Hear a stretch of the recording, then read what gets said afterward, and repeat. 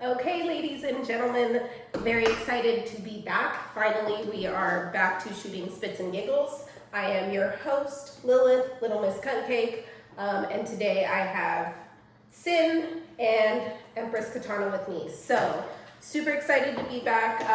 Some changes. Miss Pepper is no longer doing the podcast with us, but we appreciate everything she did to help us.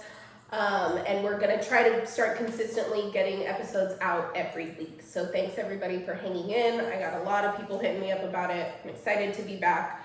So let's go ahead and get started. I have the two people that dominate me in the room, so you can imagine, very excited, also very wet. But I wanted to bring Empress on because she's kind of venturing out into the dominatrix world, and I'm really excited for her. So if you can just tell us a little bit about what you did kind of before, how you got into it, all of that good stuff.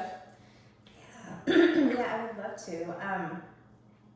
So my vanilla life rotates around dogs. So I've always been interested in training dogs, but I thought, what if I had more fun with it and I trained subs instead? And it's been a lot of fun. I joined Mistress Damianachi's the Evolutionary Academy, Dominatrix Academy, and have learned a lot, have made some really, really good connections, and have really empowered myself. And I'm looking forward to going pro dom. That's amazing. How did you hear about the academy? Through Instagram, actually. I had been looking for a mentor. When I was looking into dog training, it was easy to find mentors for that, but I didn't know where to start with doming, and I knew that it was such a sensitive subject that it would be hard to find lots of information. But I went on Masumi Max's Instagram, and she had a post about the Evolutionary Dominatrix Academy, and I started researching Mistress Damianachi, who's a legendary dominatrix and has been doing this for over 20 years, and I knew that it was the right decision for me to move forward and join. That's exciting. So what was like a standard, like what did the classes kind of include? What kind of stuff did you learn there? She really dives into the psychological aspect of doming. She herself has a PhD in psychology. Oh, shit. Yeah. That's impressive. Fuck. Yeah. So she talks about the 4 archetypes of a dominatrix, like the mother, the queen, the authoritarian, and the last one is, of course, escaping my mind right now. Oh, and the mother complex. So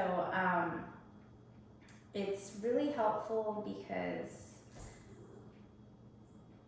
a lot of people we do learn how to dominate physically. There's lots of bondage, there's cropping, there's impact play that we learn, but the psychological part of domination is really important, and I had a really fun time learning about that. When did you graduate? Oh, I was the longest student there. So I just graduated in December, but I had started like a year and a half or 2 years ago, and it's a 6-month program, but I took some time off. It's like going at your own pace, and you've met other doms that you like sometimes work with, and subs. They introduce you to subs also. Absolutely, yeah. They have a panel of sub coaches on the team, and they help offer a sub's perspective on things. They help coach the doms through a lot of the scenarios that they would do. And the sisterhood with the doms has been amazing. I found some really, really good friendships, and that have become family there, for sure. If you're okay with talking about it, what was your first time doming the guy? Like, what was it like? How did you feel? Like, during, after? Were you scared? My first time doming somebody, unfortunately, was in an abusive relationship, and I could see now how him not really accepting his kink and everything, all that shame and everything, how it had contributed to the abuse. Yeah. But he wanted me to dominate him, and he was a 6'5" major in the army. He was my fiance, and he was so large that I wasn't quite sure how to physically dominate him, but he wanted to be pegged. So I know that I look like a little chihuahua humping It's fucking great. Yeah, but it was really, it was empowering, but at the same time it was confusing because it was an abusive relationship, and here I was just physically dominating this man who was like emotionally abusive and stuff. So it was a little bit confusing, but I did enjoy it. Yeah. It had to be somewhat cathartic if Yes. it's mentally abusive and you're paying the man. Yes. It's a win. That's a win. Yeah. So you mentioned that you're trying to go pro dom. So kind of like, especially because a lot of our listeners lead very vanilla lives, so they don't understand that, that it can be something that you can do as a job. So where are you with that? Absolutely. So I had interned at a local dungeon. It's a commercial house of domination in the area, and realized that that wasn't the path for me.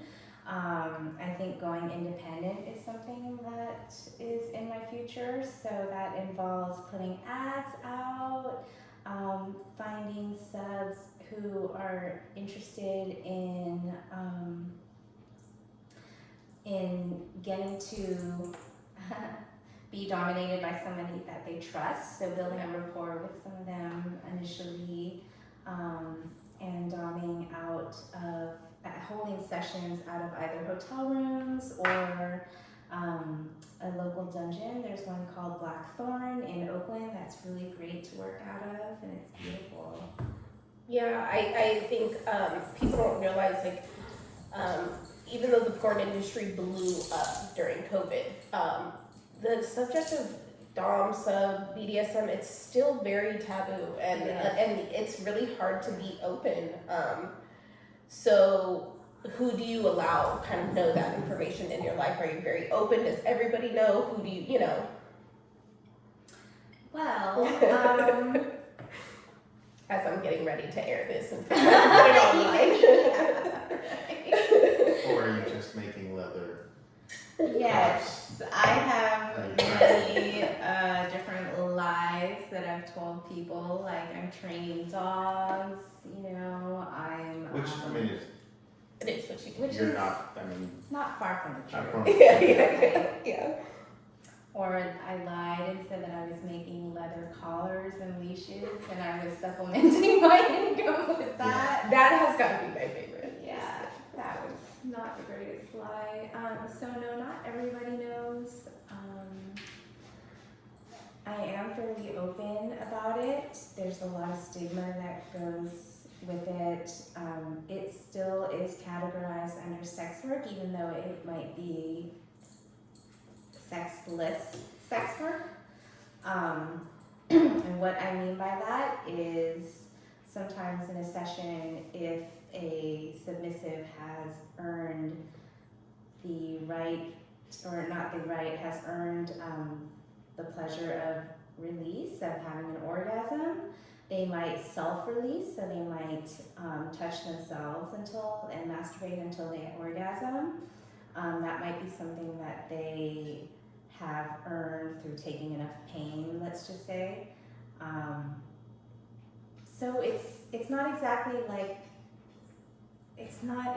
sex work, but it is. Yes. So there's still a lot of stigmas attached to it. Yeah, and I mean, if it stimulates the mind, guess what? It's sex work. So there's a lot of things that, stimulate people, and this just happens to be the one that is stigmatized or something. Yeah.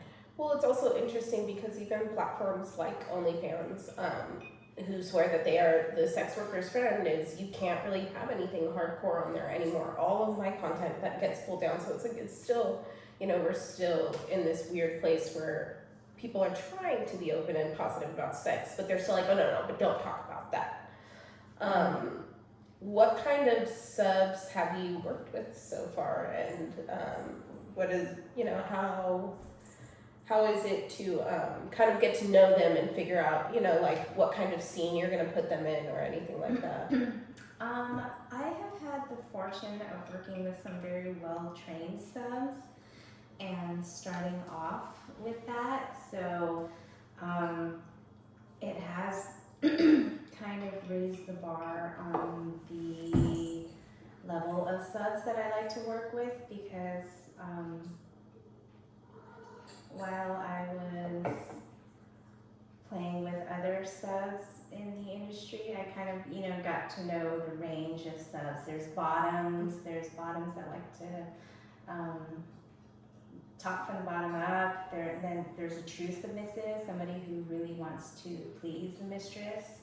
And then there's like the academy sub coaches, like Greg, who we played with, and LP, very, very well trained subs. Greg is a true masochist. So he really helped me push my limits. Honestly, prior to working with Greg, I had some hang-ups about how much I could hurt somebody. Yeah, I agree. Yeah. I felt incredibly intimidated by his ability to take pain. Like maybe I was like, oh my God, I can't do enough to this person. You know what I mean? But yeah, it's interesting. Yeah, and he requires no release. He requires no orgasm. He is there to truly experience pain and to please the mistress. Yeah, I love that. Yeah. It's fucking disturbing. I know. But, amazing at the same time. Yeah, we were in a session with this guy for, it was like almost an hour. It was like an hour, right? It was over an hour. Over an hour. And very interesting. It was a lot of experience for me. What would you say was the best experience that you got out of that? I really enjoyed the golden shower. I was so nervous, and it came to the point, and I was like, I'm not gonna be able to pee. And then I was like, oh wait, here it comes. And then it was just so, like, for the people who, haven't seen the video, which isn't really much, we got to top sub together and then ended it with a golden shower, both of us on top of him, and it was really, really fun. And you would just, again, It was brutal. It was brutal, yeah. There was blood. I filmed it. It was brutal. Aaron looked like he was going to puke the entire time. Yeah. Lots of ball busting. Yeah. I had a fever that weekend. Yeah. And while I'm filming this man being tortured, I didn't know if this was a weird fever dream. It's tough to watch. God bless that guy. Jesus Christ. Yeah, I think we got like 50 clothespins on his walls. Yeah. That was amazing. Flipped them off. Yeah, and made him count, and yeah, it was good. It was an interrogation style too, which was fun. Yeah. And that's another thing that I really enjoy doing, but is still taboo, like on online platforms. That's still taboo. Golden showers are still taboo. Fisting. Can't talk about that stuff. Can't talk about, incest play. No, who can't? Yeah. So that's another reason why I'm going pro-dom, because I do enjoy those taboo topics and role-playing. And so going pro-dom, how, trying to get our vanilla viewers to an idea, how do you monetize that? How do you monetize becoming a dom? Well, people can set their rates, and for their rates, we ask for cash donations. Yeah. As opposed to hourly fees. And my advice to anybody that's going pro-dom is to know the law and know, one, make sure that you're an intuitive person, and two, know the law, because there are lines that you don't want to cross, which could place you in the category of prostitution. And it's it's important for anybody going pro that they Protect are able themselves. to protect themselves. Yeah, definitely. What platforms do you use now that probably you find the most user friendly and kind of open to the kind of stuff we do? Loyal Fans is really fun. Night Flirt is fun. They don't allow the taboo topics though, but but you can do a lot of like fin doming on Loyal Fans, so that's pretty fun. And Night Flirt is a phone sex line, so you can have like an ignore line. Yeah, that was crazy. People just pay to get ignored. I kind of fucking love that. Yeah. It's amazing. Yeah, you can just be out grocery shopping. You know, maybe degrade them every 30 seconds. People do that for free. I mean, like, you know what I mean? Like, that's crazy. So, that's very exciting. Just to keep the conversation interesting, what is the funnest session you've ever had with a sub, and what did you do?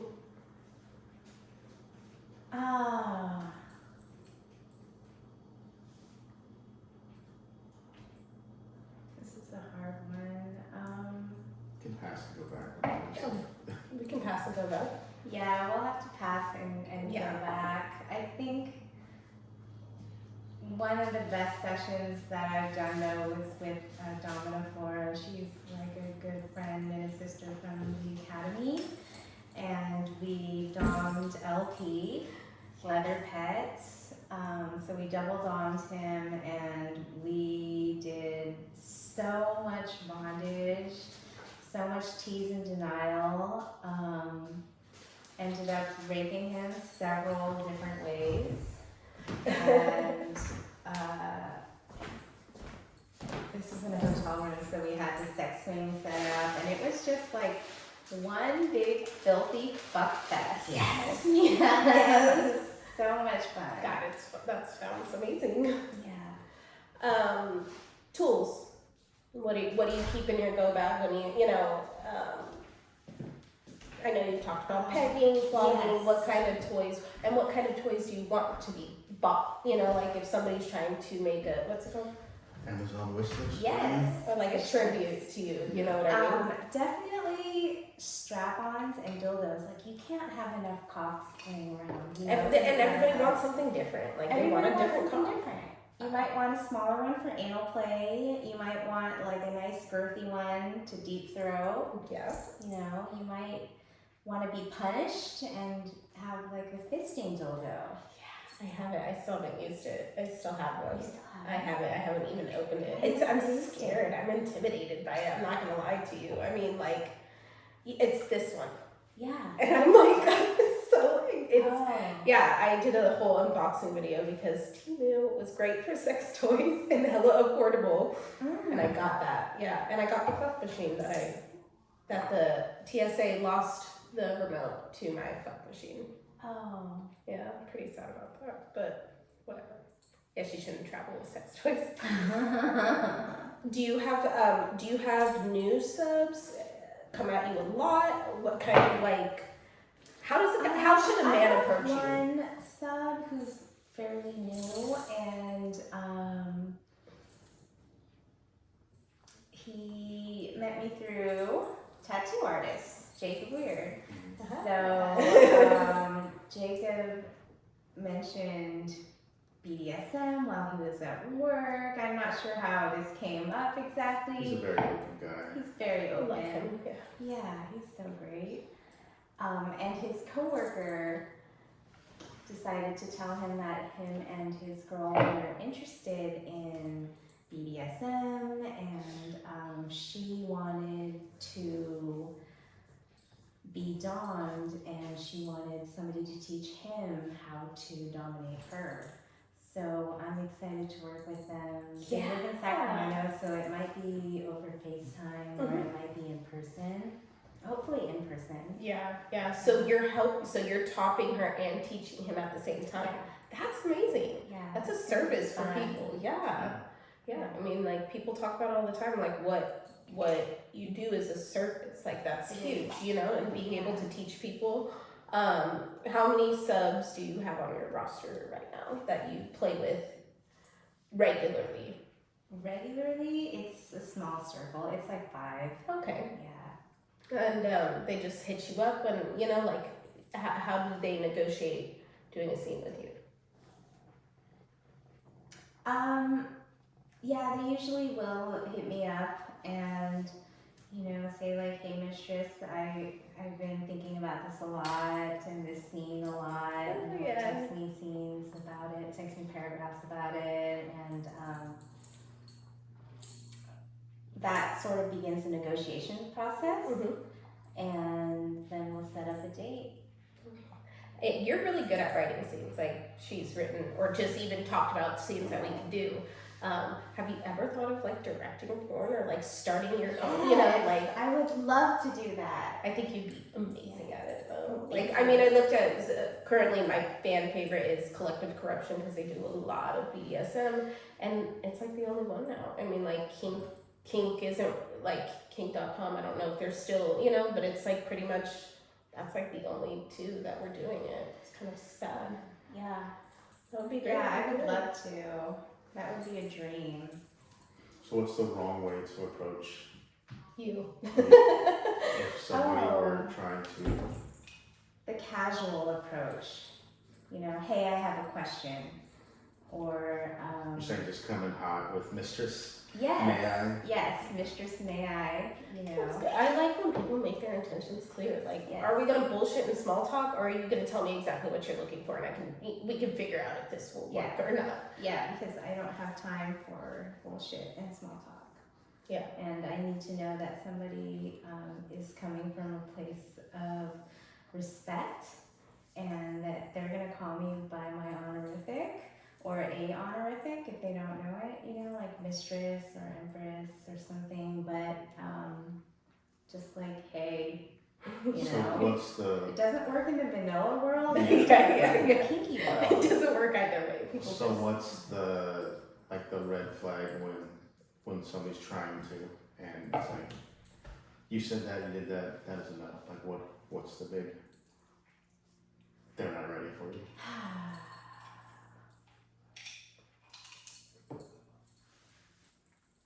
What's the big red flag? Anytime they take the casual approach, anytime they start, oh God, I had one guy, totally wrong approach, just start marketing himself. And, you know, he was like, oh, well, this is what I like to do, and as a sub, I'm excellent at. He gave us some. Nobody asked you. He gave us some resume, essentially. Sub resume. I mean, that's cute though. You know what? I might have to do appreciate that. when I a sub might. comes to me with like, this is what I've done before. Like, okay. Oh my God, I don't, maybe looking back, I can cut him some slack, but at the time, I did not think it was cute at all. Well, because he'd already gone too casual to now it's just, look how awesome I am. It's like, Yeah. that is not the point of any of this. No. You're not awesome. No, tell me what you can do for me, not what you've done for others, you Yeah. know? Mm-hmm. Like, it's all about me in the dom world. Yeah. And that's amazing. That's breathtaking, right? Like, It's refreshing, you know, in the vanilla world, it's like not all about me, and I get to have this selfish moment in my own little world, and if somebody doesn't approach me the right way, then you get to be it's over. so cutthroat. I love Yeah. that. You know, it's like, it's Yeah. you're not gonna look bad if you're cutthroat. That's just a dom being, you know, holding boundaries, and Yeah. I like that. So you have your dog walking and your dog training. You have now trying to go for a dom. Mhm. How does this translate to your dating life? Well, you know, it's been interesting. You know, the plethora of men that are insecure is very abundant.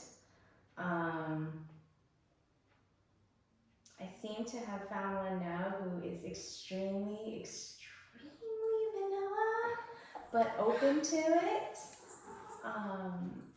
And that's working out pretty nicely.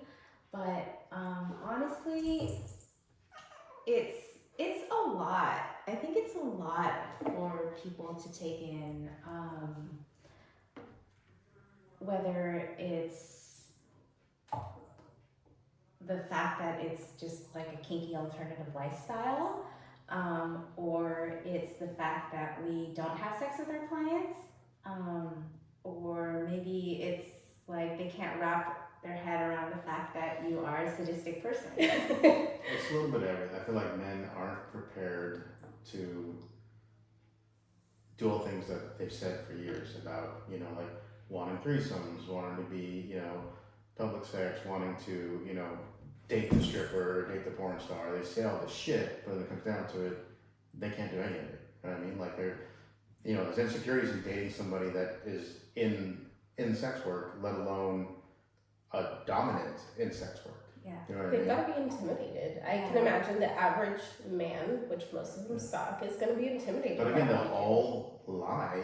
And say that they're okay with it. Yeah, it's just how everyone ends up dating a stripper, and then it's like he's chasing her down in the street because she didn't answer her phone. Like it's, you know, they all agree, oh, I can do this. I mean, you know, it's just shitty human nature. People are going to say what they got to say. Yeah. But yeah, it shows right away. It's hard to. How do you tell somebody that you've met that you? How has a conversation like that gone?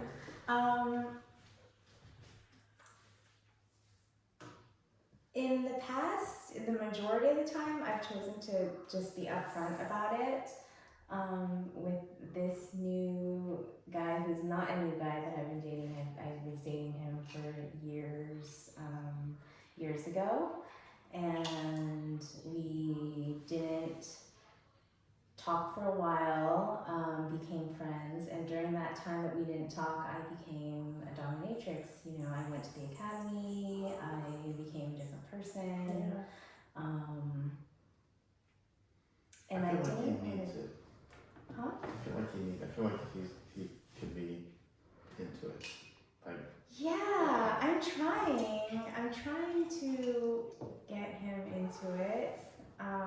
He agreed to let me tie him up, so I think I'll start with tying him up and doing some tease and denial. That's good. You know, nothing like tying him up and pegging him right away. You gotta ease into it. Ruin the man. Yeah.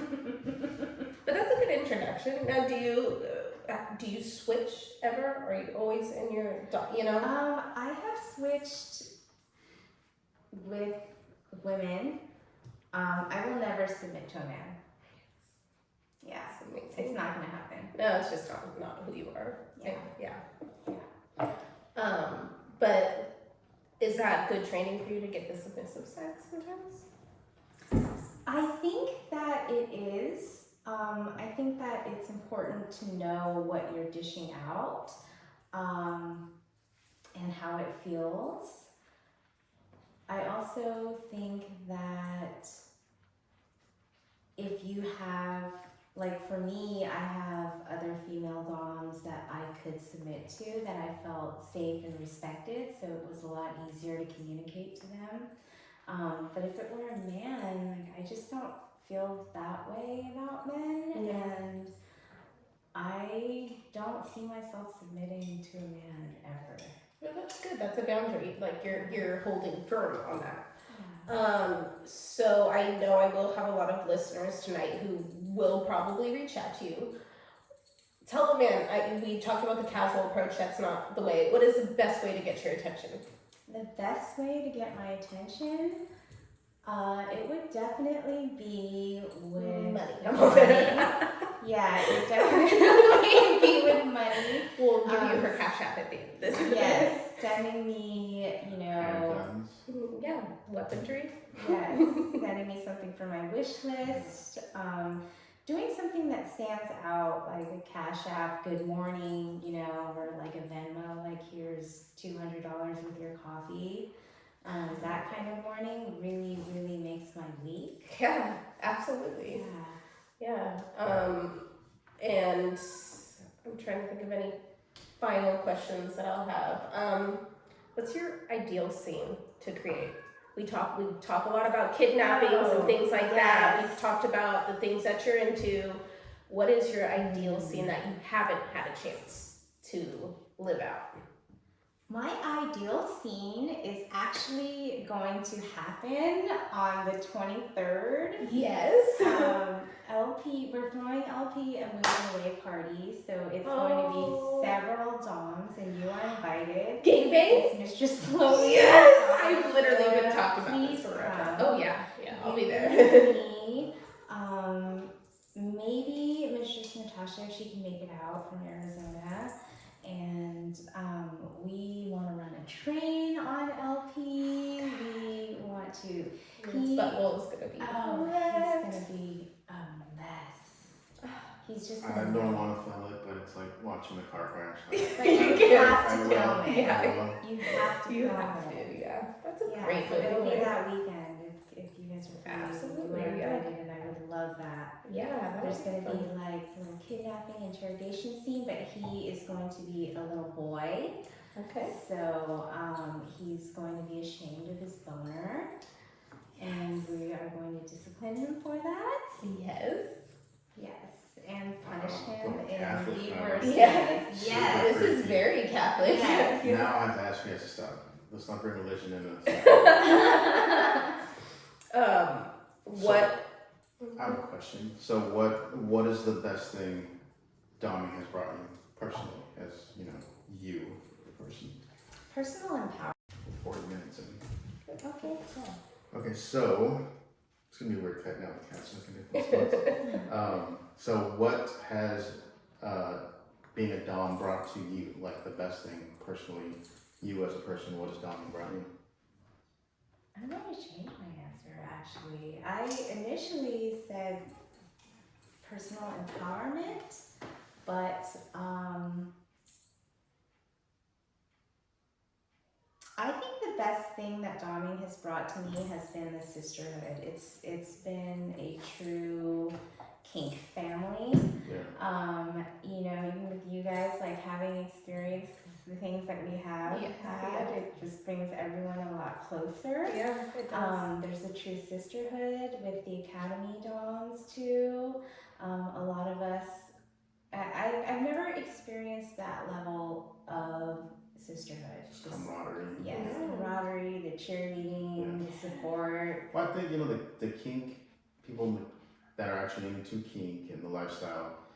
Obviously they're open, but like they, it's an old thing. It's hard out there to be open about whatever it is you're doing in an ultimate lifestyle. Yeah. And so finding people that think like you, appreciate the same things, it's like finding people that love the same baseball team you do. Yeah. Except it's heightened because it's this is about kink and something real, really psychological in the back of everybody's mind and in the forefront of that would be your friends. So. And with women, with female doms, like that's got to be something else, Oh, there's nothing like running a train on somebody and then high-fiving, and you're like, wait, I had no idea I was so close. Like, I have never experienced this with any of my other girlfriends. It is. Yeah. It is. We've never raped somebody before. I will say, after we talked, Greg, I was like, I feel like I could take on the whole fucking world. Like, I just oh my god. And it was just, and then he took us out to dinner the next night, and I was just like, you are a beautiful, it gives you a respect for submissives that's fucking wild. Yes, how we sat absolutely. for that meal. I watched him, I'm like, how? Your ass was bleeding. Oh, the welts. Gosh. I love pain, and that was a lot for me to witness. I was shocked. Yeah, you were, you looked almost like confused by it. I was just like, how can I know? Depending on my mood, I can take a lot, but nothing close. Yeah. I literally, that man was insane. Okay, we're gonna finish up, but final question. I asked you earlier, what was your funnest scene? But instead, I just want to know, what is the wildest shit that you've watched happen? The wildest thing that I've watched happen was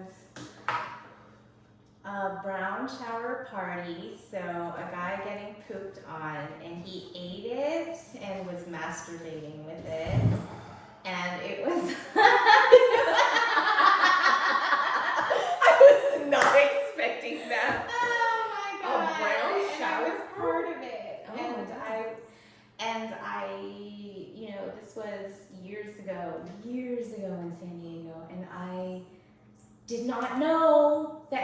gonna do that. Man. I thought, I'm just gonna shit on this guy's chest. And he just started. Oh, he was using it to masturbate. He was eating it. He Oh. was getting down. He was smearing it all over his chest. I hope he gave his donation before. Oh, Because I would have left. definitely. Wait, how do you shit on a man like that? I even know I had a hard time with golden shower. That could be a lot. It's stage fright. How did you shit on a man like that? I mean, it's Preparation. degradation. It's like The best laxative is knowing you're gonna degrade the shit out of a man. Yes, absolutely. I mean, it's like the golden shower. Remember, I was like going for days. You fucking went for I it. think I did like real 2 minutes. Yeah, that was a 2-minute stream. That's Yeah, impressive. I was able to do that with my poop. Wow. I was emptying out on that guy, and he Colon cleanse all over him. Colon cleanser, 14-day colon cleanser, all 14 days I took it all night. But it was extreme. I did not expect him to do that, and it was really wild to me at that time. Now it's like I wouldn't be as You wouldn't believe it. You're reactive like, okay. to it, you know. But back then I was like, I mean, it's still wild, right? Yeah. If you think Oh, yeah. about it, eating Yeah. poop and masturbating with it. Yeah, it's pretty fucking wild. Do you have any hard limits? What is something you won't touch? Anything? Because of communicable diseases, I don't think that I'm really into blood play Okay, fair enough, yeah. as much, but it's not off limits. There could be time and place. Yeah, It's not off the table. It's just slightly over the table. yeah. It's hovering there, you know, for the right price. Yeah, for the right price, the right person. Yeah. Okay, so in this episode at the end, when we post, I will include all of her information. If you feel like you are a sub who is interested in getting in on her services, or you're looking for some kind of training, you'll be able to reach out to her, all of that. We will also include the information for the academy if that is something that any of our followers are interested in. And that is it. So thank you to everybody who listens, who kind of hung around and waited for this. It's been 1 or 2 years, maybe. Yeah. And thank you to coming on. I'm super, yeah, absolutely. Love you to death, and just enjoying this weird life with you has been amazing. And yes, so that concludes our episodes. As always, go fuck yourself, have somebody fuck you, whatever it is, have an orgasm on us, and think about it, and thanks for watching.